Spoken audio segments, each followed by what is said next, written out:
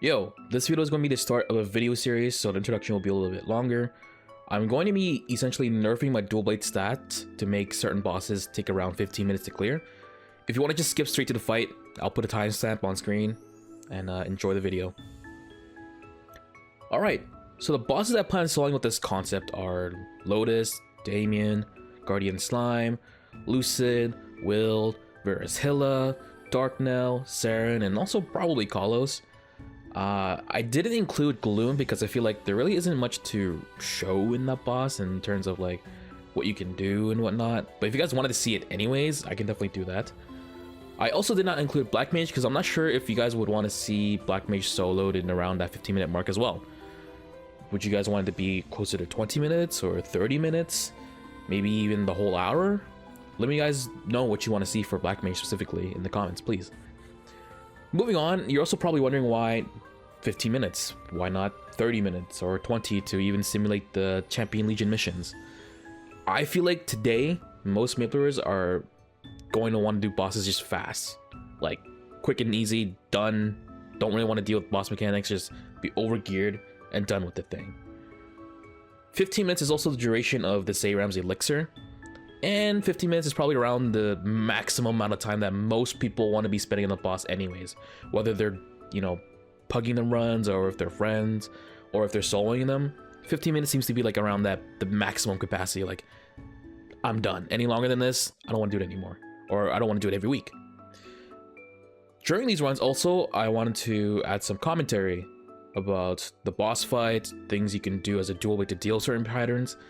Although these things I say will apply to mostly dual blade, I feel like there's a good enough amount of overlap about the concepts that all classes can also learn from it. So if you're not a dual blade main and you're watching this video, hopefully you can still learn something from it or find it entertaining. If not, sorry bro, but keep watching anyways. So as to how I approach to nerfing my stats and any other restrictions I have applied, I basically did my best to guess as to how strong, or I guess in this case how weak, I needed to be to clear the boss. And a lot of it was done also using Maple Scouter. This is a pretty cool tool if you want to learn how to, if you want to learn more about it or how it gets working, or how to get it working. Sorry. At Drew GMS on YouTube has several video tutorials on it. Be sure to check them out if you want to learn how to get it done or just learn more about the tool in general. But anyways, let me pull it up on screen, right? So there you go. So this is Maple Scouter, or this is a page of Maple Scouter, and you just see a bunch of numbers and all these fields you input information in. So after inputting everything, so I'm 292, these are my stats that I nerfed myself to currently. These are the buffs I'm going to be using. So if it's highlighted, I will be using it. If it's not highlighted, it's not going to be used. Don't worry about Mastery Core 3 and 4. They're not actually applied here. And I am going to be max hexed for this video. I will be using Roar and Weapon Jump 4. I will be using my Genesis weapon, by more on that a little bit later. And these will be the link seals I will be using for the most part. So after inputting everything and we go into the results page, we get this number 15.6k hexa converted on 380 bosses. But you know, since we're going to be doing Lotus first, this is more relevant. Going over to detailed information, we'll see that hard Lotus solo, you're going to be seeing this percentage of 165.03%. So what does this mean? In the most simplest way, given the 30 minutes you have to defeat Lotus, you can defeat it once, which is 100%. And then if you were to go back inside again, you can defeat it, or you can get it down to, you can deal 65% of its HP again in 30 minutes. So in 30 minutes, you kill it once. If you were to go back inside again, you can deal this much more HP to it before you time out, right? So you're going to be killing this boss really, really fast if you have over 100%, right? Since the goal is to get it around to be that 15-minute mark, this 165% is probably close enough. You know, why not 200? It's because this is just a guesstimate at best, a very educated guess as to how long Maple Scholar would think it will take you to, you know, defeat the boss with these stats they have. It doesn't take into account as to, you know, how well you're playing, for most to say. I think there is a little bit of a buffer so that, you know, it accounts for the fact that you're not doing perfect play, or close to it as possible. And also, since we have GMS, right, I'm not sure if it's already included or not, but attack speed for us as a dual blade in GMS, it's around like 3 FD increase. So even after applying it, 169, 170%, let's just say, still not at that 200% mark, but you'll see that in the run, it's probably going to be closer to 15 minutes anyways, despite what this says. So that's Maple Scouter, or one aspect of using it. Let's go into the actual game and show you what my stats look like. This is my stat page. That's what's going on here. Still using the same Legion setup. The link skills, I'll be using these link skills. Spirit of Freedom, of course, for these videos. But I don't think I'll be dying out, hopefully, right? These are going to be my equipment video, so still using these totems for the video, but remember, we already did the Maple Scout to see what our stats are like. I have these rings, and I won't be using them. They're just there so that I can, whatchamacallit, just have it as a filler, so that when I ring swap, it won't go to any one of these slots, right? I have the Naked Angel ring, Guardian Angel ring, the Roar aforementioned. This doesn't do anything for combat. The Genesis weapon, just a CRA hat with -4. I'm keeping the shoes on, even though I don't really have anything for the move speed, because I need that speed and jump. If I don't have shoes on, it's going to be a little bit different of a fight. Still keeping the Katara, keeping the medal, and here we're keeping the emblem. Symbols, I took them off for node stones, the V matrix, everything's maxed for the most part. Actually, I'm not going to be using Fatal either. Oops. Let's take that off. 6 job, as I mentioned, is going to be maxed out. And not going to be using familiars. We're not going to be using Genesis iframe either. And get rid of the current ring. And we're not going to be using Tondro either. So that's the restrictions I have set for myself. And yeah, let's go ahead and get started. Go ahead and get started. We line up this. So, show you what boss I'll be using. Just Door, Green Pot for this fight. We already showed the Maple Scout earlier about the boss we'll be using, so yeah, let me pop this. And I'm gonna mute, but there will be post-edit commentary from me in the future. So, goodbye for now, but hello again soon. And hello again from future but current me now. So the very beginning of this is going to be a little bit interesting. We're going to be doing our standard burst, but not really. You'll see in just a sec. Popping our buffs here, Flashbang, Shadow Walker, alright, Natal Bot, Origin, and what's different here is we're going to opt to do Asura first. I'm running like why? Well, that's because Floor Lasers happens pretty early in the fight, and you don't want to be channeling your Blade Tempest during that, because you're either going to die, get stunned out of it, whatever, because we don't have Genesis iframe right now. So that's a little slight variation there just for the very beginning, but for the rest of the fight, I'll mainly be doing Blaze Storm and Terror afterwards. You also might be wondering, oh, why didn't I bind here?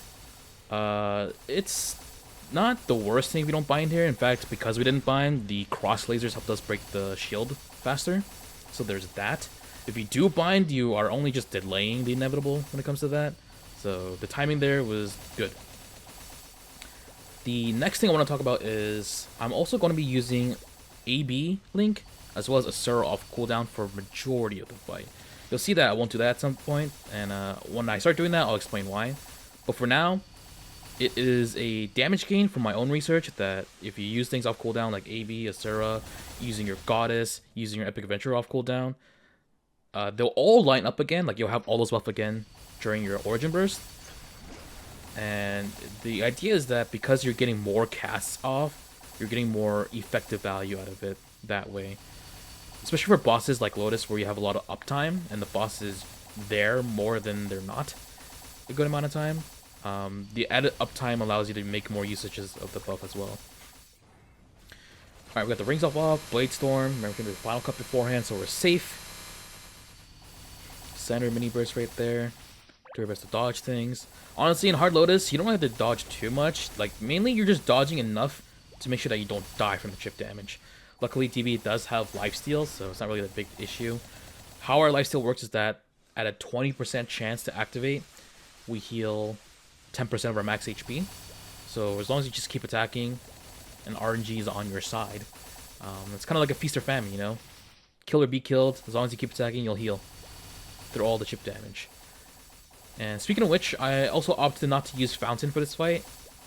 In fact, I might not use Fountain at all in any of these future fights, just so that it's easier for me to showcase just how good or how bad Dual Blaze Lifesteal is. And for this fight specifically, Fountain makes this really trivial. Like, all the chip damage just becomes non-existent for the most part. Also, you'll see that I opted to ring swap during the shield. That's usually the best time to shield swap, or ring swap I mean, because these chains, these like laser legs things, wires, as well as the cross lasers, they deal a lot of damage to the shield for you. So you don't have to do too much of the work yourself to break the shield. Alright, another standard burst. I do believe I bind here. Yeah, I bind here because the shield didn't generate yet and we had the cross lasers. I think the shield generation has a 30-second cooldown, I think. I don't remember exactly. It has been a while since I had to like think about it. But here we have a cross laser help us break it right now. Boom. Very good. Keep DPSing, maintain our debuff with our flashbang, dodge the floor laser, ducking and diving, the usual stuff. And also, sorry if I'm going to be saying a lot.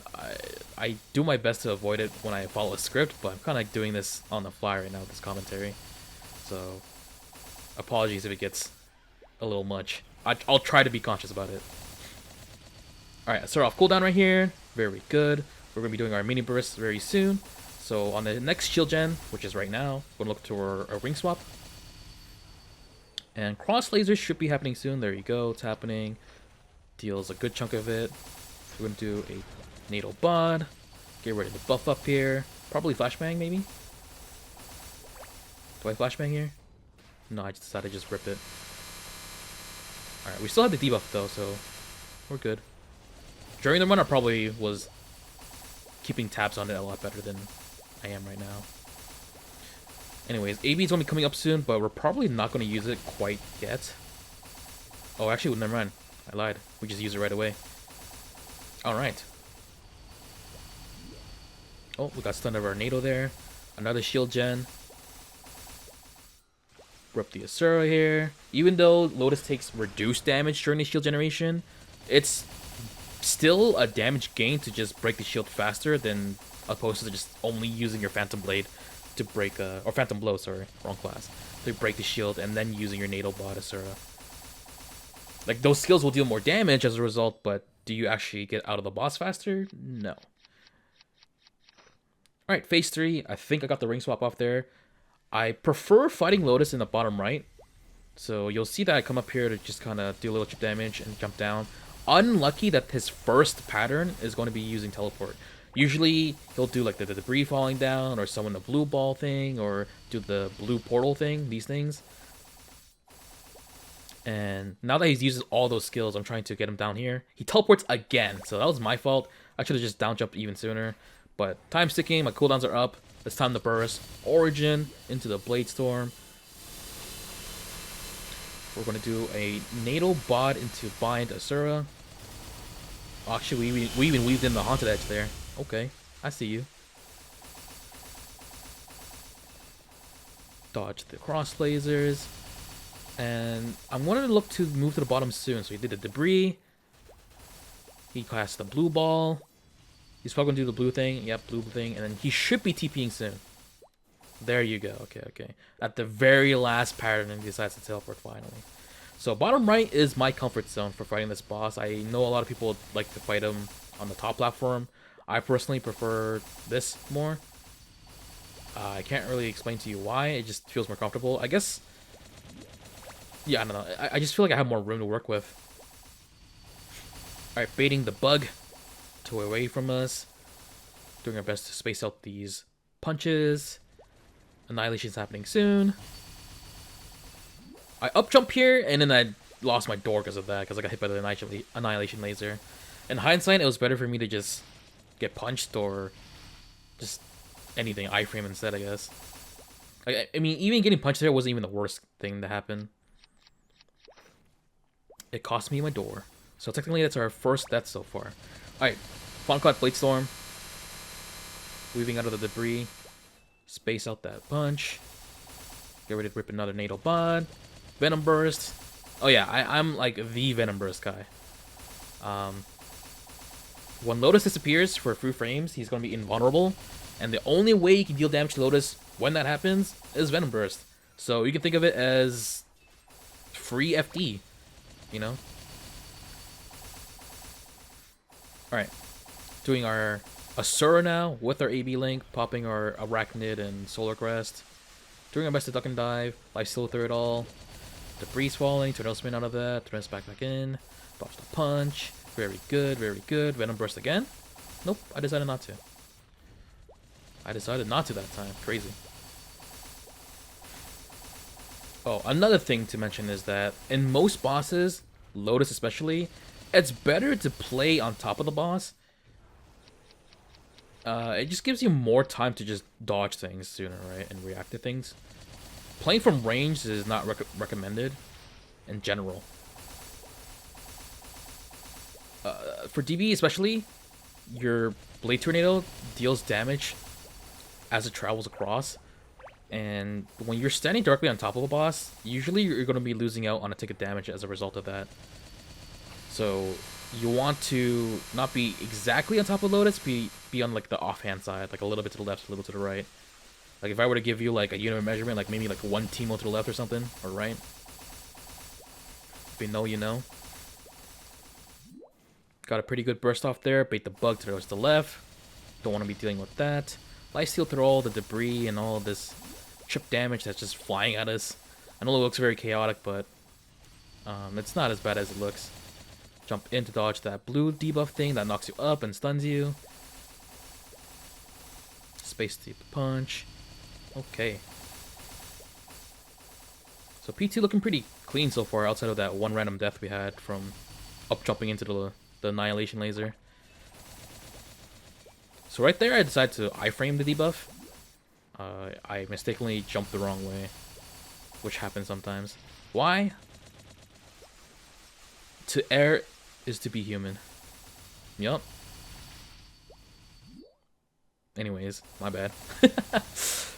We're gonna be ring swapping here soon, probably. I think I decided to wait for AB Link to expire before I decided to do that. That's probably why it took so long to do it. Try to get value out of that. Buff up. Debris Swallowing, Final Cut, Blade Storm, we're iframed.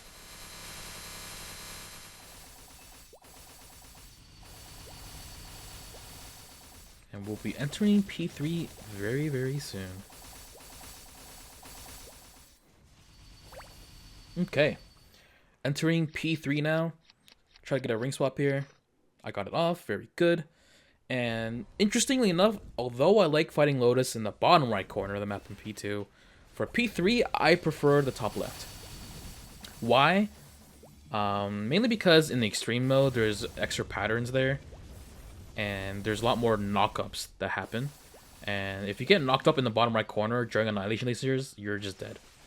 But if you got knocked up in the top left, you know, you can still play out the pattern. And for the most part, you're not going to die. At least in my own experience, that's true. Alright, platforms are happening. Dodge, dodge, dodge. Pop a Venom Burst there while he disappeared. I tried to flash jump out of the way and flash jump back in, but I was a little too slow there. So I got knocked away. We'll be bursting very soon, 10 seconds from now. Dodge the laser jail. Get stunned by the red portal thing. Start buffing up. Do I dodge the bug here? No, I decided to just go right through it, okay. So we're iframe during Origin, and we had Final Cut to start with. Blade Storm. Natal Bod into bind. Yep. So I tried to assert it there, but it wasn't off cooldown yet, so that's why I like just stood there awkwardly. Just staring into the face of Lotus while he's bound. Anyways. Again, just like in P2, where it's better for you to be very close to Lotus, the same can be said for P3. In fact, it's even more important for you to be kind of behind him the entire time, too. we we just dodged the drill attack where it shoots in front of him and then shoots behind him, and dodging the like little frontal cone attack on reaction as a DB is really hard. At least for me, it's really hard. Maybe if you're a mage class, you can just TP right through it in time. But trying to like tornado spin or like flash jump through it, I haven't really been successful. Like maybe like 20% of the time I can do it. So I find it more helpful to just play from behind him. Still close, but behind him. Alright, so in P3, this is where I decided to just start using things every 90 now, because P3 is a lot more chaotic. There's a lot of things to dodge, and there are times where you're spending so much time dodging that you aren't going to be able to use your buffs off cooldown. So using every 90 simplifies things. Also, you're going to be iframe during your Blade Storm, and you'll have your iframe from your Chains of Hell that you can cast during a serve as well. Platforms are spawning. We have a Seraph for Super Stance, so even if we get stunned here, which we did, we can still keep dealing damage, and we're not knocked away or anything, and we just lifesteal as well. Very good. We are still in danger, though, because of Last Resort, but, you know, just keep hitting. Also, right there was one of those rare moments where I was able to dodge on reaction of the frontal cone attack. Scary stuff, man. Scary stuff. Especially in Extreme Lotus. If you get hit by 2 of them, and you don't have any form of, like, healing immediately, you're mostly going to die. Because you just get hit by all the plummeting lasers and wires and all that stuff. Maybe a fountain, like, it becomes a lot more manageable for sure.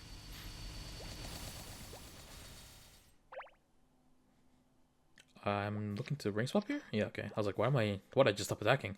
So platforms just happened. Dodge the laser jail. Keep lifestealing from attacking. Alright, so we're going to be doing our full burst in around 10 seconds from now. Dodge the double prong attack. Keep spacing out these legs. Dodge the knockback. Start buffing up. Final cut. Natal bod, Blade Storm. Oh, I decided to bind there. Okay. Straight into Asura. Into another Natal bod. Gotta be careful here because he's unbound now, but we gotta have Chains of Hell still, so we can iframe if anything happens. Double prong attack again, dodge that, duck behind it. Very good. And it is at this point I realized that this fight's already longer than 15 minutes now. So even though Maple Scouter is very useful, it's not always going to be accurate too. I feel like if we did beef ourselves up to be that 200% threshold, it definitely would have died even sooner than 15 minutes. I also died here because I thought I pressed my Chains of Hell. I even hovered it in frustration, but I guess I was a little too late on it. That's the thing about MapleStory is, this isn't the best example, but just to talk about it anyways. Iframing at the absolute last second in MapleStory is a bad habit. Which sounds strange to say, because in any other game you play, you should be rewarded for it, because that just means that you're very in tune with the timing of attacks. You know that you can keep squeezing in more damage before you finally have to dodge, or you can just finally rip your iframe. But in this game, you get punished because even though you iframe, you'll find that you still get knocked back, you still get stunned briefly, even though you didn't actually take the damage. It's super annoying. And I can't break that habit because, I mean, I play other games in MapleStory. Surprise, surprise, you know. It's just something that I have to deal with, you know? Alright, rip the Blade Storm. We did Final Cut beforehand, so we're safe. Unfortunate that Lotus DB'd during it, but that's just the weaknesses of DB. It is what it is. Just gotta deal with it. Dodge the double prong attack.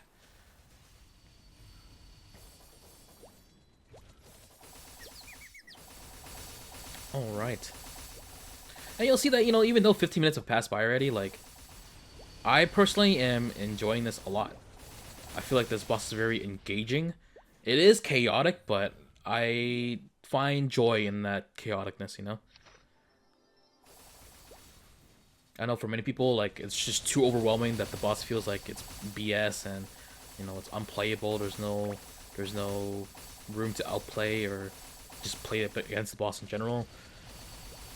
Yeah, and that's fine, you know, practice makes perfect. I have done this boss several times, so kind of got it on lockdown. Right there I did the momentum cancel with Blink, by the way.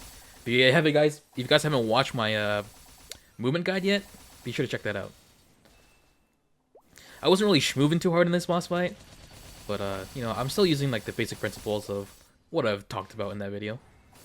Alright, full burst here, Natal Bond, Blade Storm. This should get us out here with this HP threshold. Duck out of the bug. A Sur right away, just so we can get the damage off sooner. Natal Bond, bind, and we are out. And I think past me will be talking soon, so bye for now. Alright, so this is post-fight commentary. That run took a little bit longer than 15 minutes, but as you can see, even though it took a little bit longer, it was like close enough to be there around that 15-minute mark. And Maple Scouter isn't always going to be accurate, right? It clocked us in at like what, 170% for Lotus? Yeah, 170%. So you know, even these numbers are going to be at best a guesstimate, right? An educated guess. But anyways, that was part 1 of the video series. Let me guys know if you enjoyed that or not. Also, I'm willing to go all the way to opaque for the next video if you guys would prefer to see that instead, or if you like, you know, I can meet you guys halfway, make it half instead, so you can still see the skills. I know for a fact though, like when you play like this, it's harder to see like where my character is and how I'm dodging things. Like even though I have like this green outline, if you guys don't know how to get that, by the way, options, laboratory, type B green, you make the thickness, change the thickness as well. And yeah, and see you guys in the next one.